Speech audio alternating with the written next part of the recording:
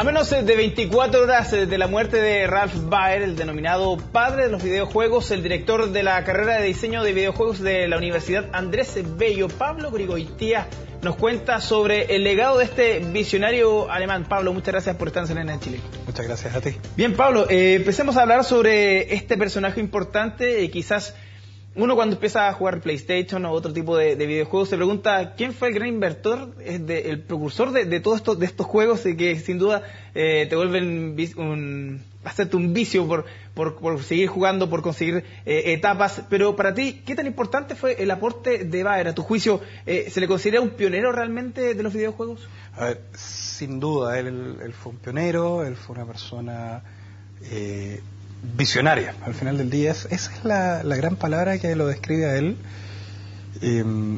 porque él llevó lo que en ese momento era una experimentación súper rara, podemos llamarlo, de súper poca aplicabilidad real, a convertirlo en un producto que llegara a la gente y efectivamente tuviera algo más. Hay gente que cuando le hablan, mira, ¿sabes qué?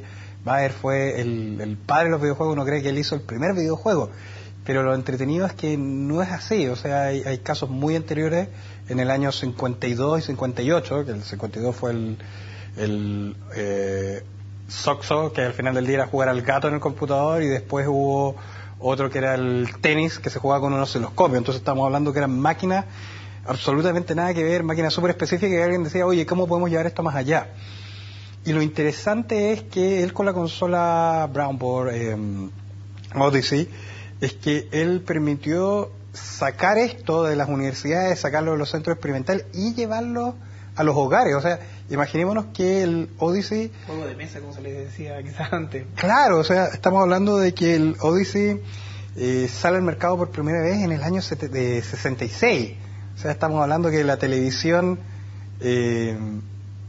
recién se estaba masificando. Hablemos de que ni siquiera había transmisión en vivo simultánea, claro, sino hasta 3 años después, cuando fue el alunizaje. O sea, los 60 empezó recién todo el boom de ocupar un televisor.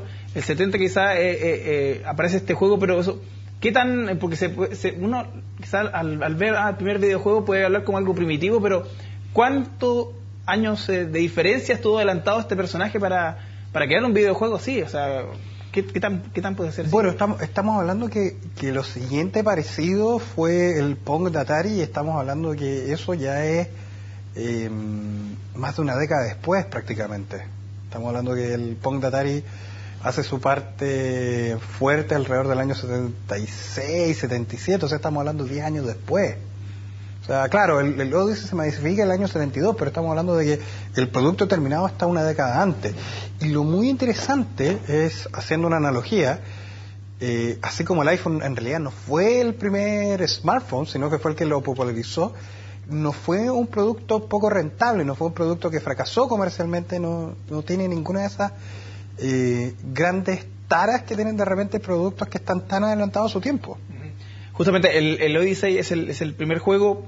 Unos años después se inventó entonces lo que tú dices, el Atari Pong, pero la diferencia entre uno y otro es que el Odyssey no era solamente punto, no había punto, no había marcador, solamente eran 2 puntitos y una barrita. Atari se encargó de perfeccionar quizás eso, y por eso hubo un problema con el tema de la licencia. ¿Nos puede explicar más o menos lo que ocurrió en ese entonces? Bueno, sí, eso también es una de las cosas relevantes, porque de una manera muy trágica, Baer y Butcher, que es Butcher, no sé cómo se pronuncia exactamente, el fundador de Atari, o una de las cabezas de Atari, entran en una disputa legal en que no, oye, sabes que esta es mi invención, no me estás pagando derechos y todo, pero marca desde entonces una jurisprudencia que hasta el día de hoy no ha cambiado los videojuegos, que los videojuegos no son una propiedad intelectual protegible.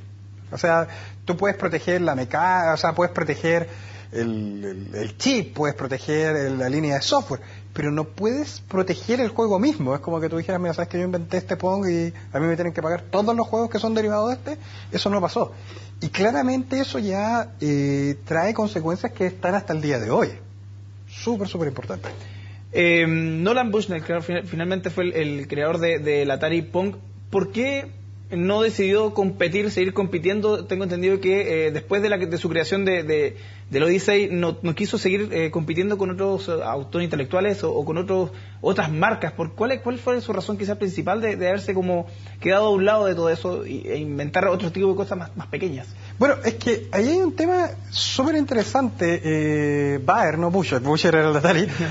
Es un poco un giro sin tornillo. Es un tipo loco que parte de un tema súper técnico. Era experto en radio, en radar, que se profesionalizó en la Marina de Estados Unidos, haciendo sistemas de radar que muchos años después sirven para hacer traqueo de submarinos. O sea, estamos hablando algo radicalmente después. Entonces, que después él llegara sobre sus jefes que lo contrataban y decían, ¿sabes qué?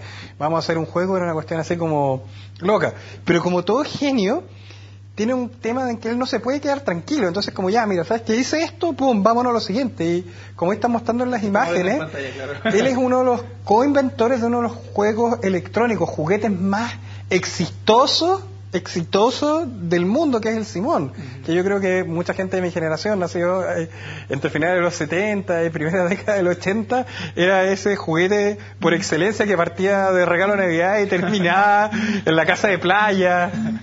Entonces es un tema súper interesante cómo él al final del día sigue andando. Estamos hablando de que el mayor periodo en que él estuvo sin estar inventando, sin estar haciendo locura, fue el año poquito después del 2013 en que fallece su esposa.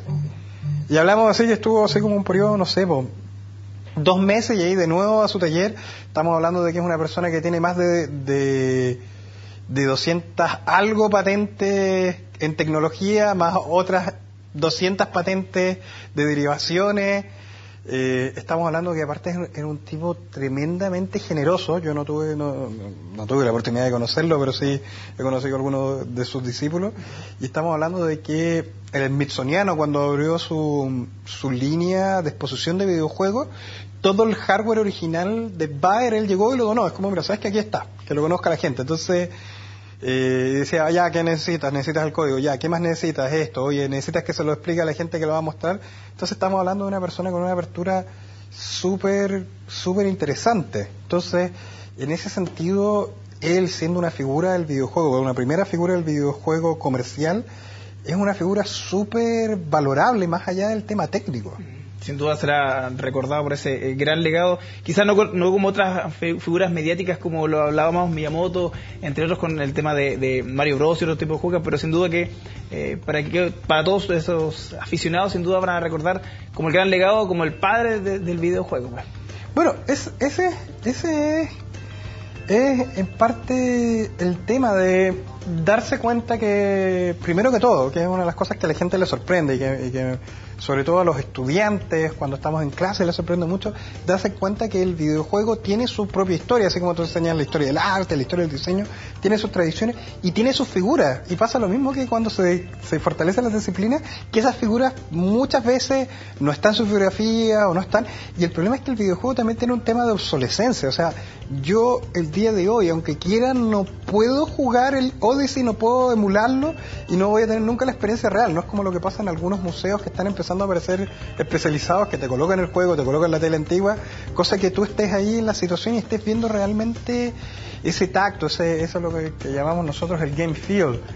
Entonces, creo que esto, ya que una figura así esté apareciendo en los medios masivos, habla de eso, de que en los videojuegos todavía hay mucho por hacer, son disciplinas súper amplias y en los cuales hay gente sumamente destacada. Estamos hablando que también, creo que esto fue el 2012, 2010 por ahí, en que él entró en el Salón de la Fama de los Inventores de Estados Unidos. Fue premiado por Bush.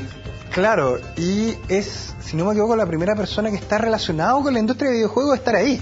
Entonces, te queremos agradecer, Pablo, por conocer un poco más de este gran personaje, el padre de los videojuegos, así que te queremos agradecer. No tenemos un poquito más de tiempo, pero así que muchas gracias por la entrevista, Pablo. ¿No puedo dar un último saludo? Gracias por todo. Gracias. Ya pues. Bien, pausa y ya volvemos con más noticias acá en CNN en Alerta. Gracias.